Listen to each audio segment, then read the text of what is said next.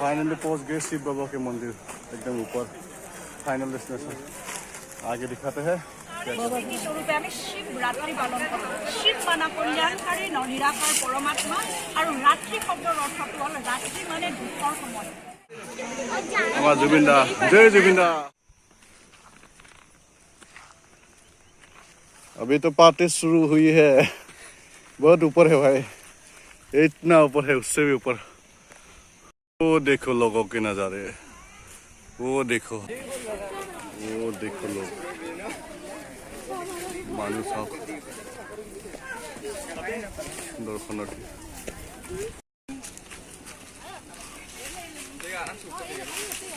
ऊपर मन आदमी देखो, सब शिव का भक्त, बम बम भोले।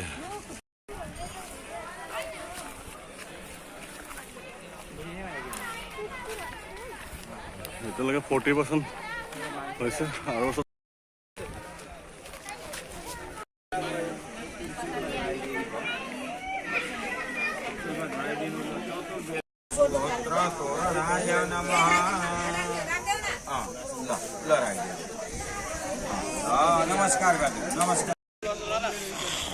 চাৰিওপিনে কেৱল বনাঞ্চল আৰু বনাঞ্চলৰ মাজত একেবাৰে ওপৰত আছে মহাকাল বাবাৰ মন্দিৰ।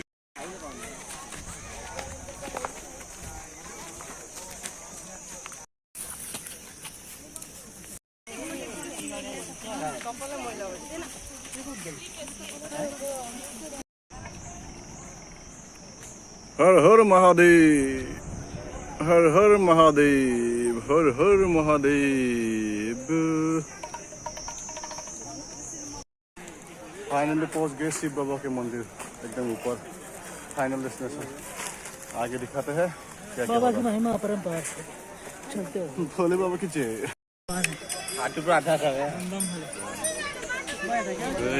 शिव बाबा मंदिर একেবাৰে পাহাৰৰ ওপৰত শান্তিৰ পৰিৱেশ দেখাই আছো। কিমান শান্তি, সেইটোৰ কাৰণে ওপৰত উঠি আহিছোঁ শান্তি বিচাৰি বাবা দৰ্শন কাৰণে। নন্দী মহাৰাজ আৰু এয়া আমাৰ জুবিন দা, জয় জুবিন দা, জয় জুবিন দা, জয় জুবিন দা।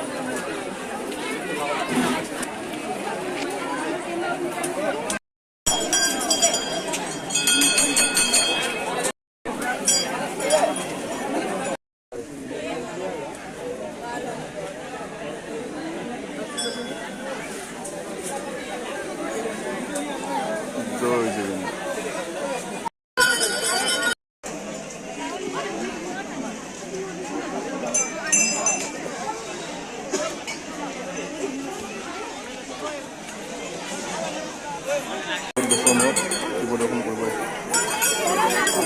এই মন্দিৰত 3 বছৰমান আগত আহিছিলোঁ আৰু আজি আছোঁ। বহুত ভাল লাগিছে।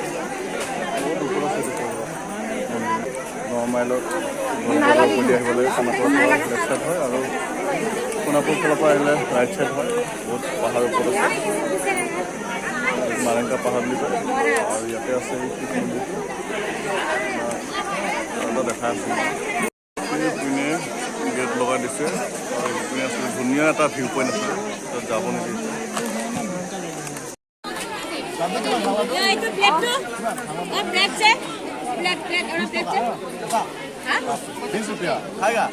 हाँ लोई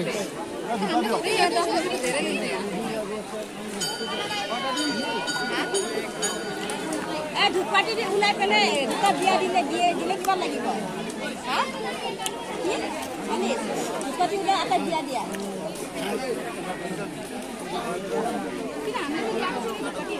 সেইকাৰণে ভটা দেখো আৰু এটা বিয়া দিয়া।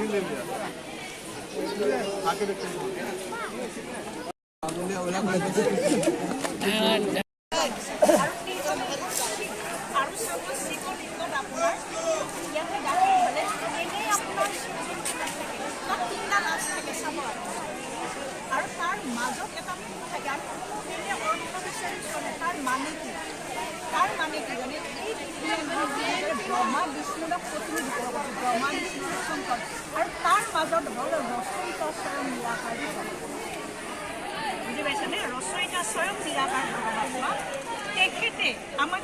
তেখেতে কি কৰে ইয়াতে চাওক, বৰ্তমান এইখন পৃথিৱী এইবিলাক এইকেইটা অসুৰ দেখাইছেনে? অসুৰ বাস্তু বা প্ৰকৃততে কোন অসুৰ বেলেগ একো নহয়, আমাৰ ভিতৰত থকা আসুৰিক স্বভাৱবিলাকৰ অন্য এটা নাম। যি আসুৰিক স্বভাৱ কাম ক্ৰোধ লোভ অহংকাৰ যিবিলাক সৰ্বত্ৰ বিৰাজমান চবৰে ভিতৰত আছে।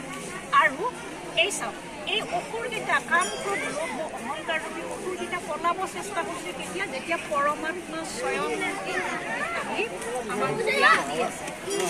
পৰমাত্মাই যেতিয়া পোহৰ কৰিছে এই অসুৰকেইটা পলাইছে, আমাৰ ভিতৰত থকা আসুৰিক প্ৰবৃত্তিকেইটা পলাই যাব। কেতিয়া নাইকিয়া হ'ব?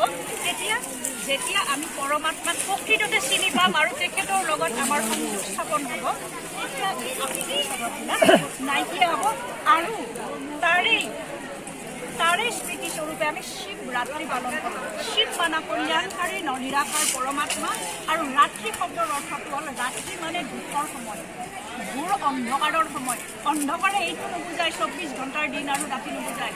সৃষ্টিৰ যেতিয়া ঘোৰ অন্ধকাৰ হয়, দুখেৰে চাৰিওফালে বিয়পি পৰে, তেতিয়া সেই সময়তে নিৰাকাৰ পৰমাত্মাই এই পৃথিৱীত আহি আমাক এই দুখৰ পৰা আঁতৰ কৰে আৰু সুখময় এখন দুনিয়ালৈ লৈ যায়। এতিয়া চাওক, ইয়াতে এইখন